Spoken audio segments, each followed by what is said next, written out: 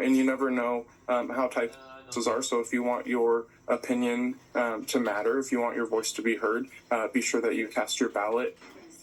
Vote centers are open from 9 to 5 each day, election day, when they will be open from 7 a.m. until the polls close at 8 p.m. Again, that's just for election Tuesday. You don't have to vote here, though. You can also just drop off your ballot in the mail and get a sticker as well, or you could drop it off at one of the vote centers. Washington, D.C. police are getting ready for tonight's rally on the eclipse, where Vice President Kamala Harris is expected to make her closing argument to voters. At least 50,000 people are expected at the rally just 1 week before day. Earlier today, crews were busy setting up fencing and securing barriers to handle the crowd and ensure a safe event. If there are problems, the district's chief of Metropolitan Police said the department is ready to handle it. I want to emphasize that this is just a proactive measure, and there's no need to identify any credible threats to our city. We will remain vigilant and ready and prepared to address any issues or concern that may arise across our city. And again, this is at the Ellipse, that event taking place around the same time as a Washington Capitals hockey game and the legendary annual high heel race in DuPont Circle. Maybe you've seen video of that before.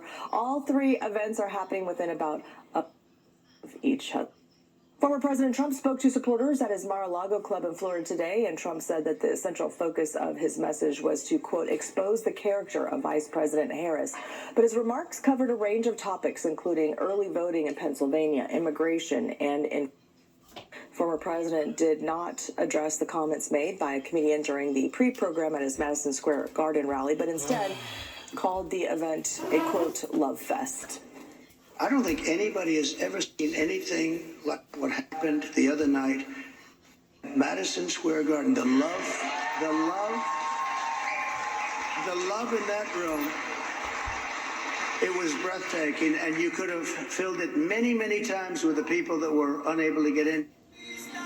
Trump also announced that under his administration, they would seize assets of criminal gangs and drug cartels and then use those assets to create a compensation fund to provide restitution for victims of migrant crime.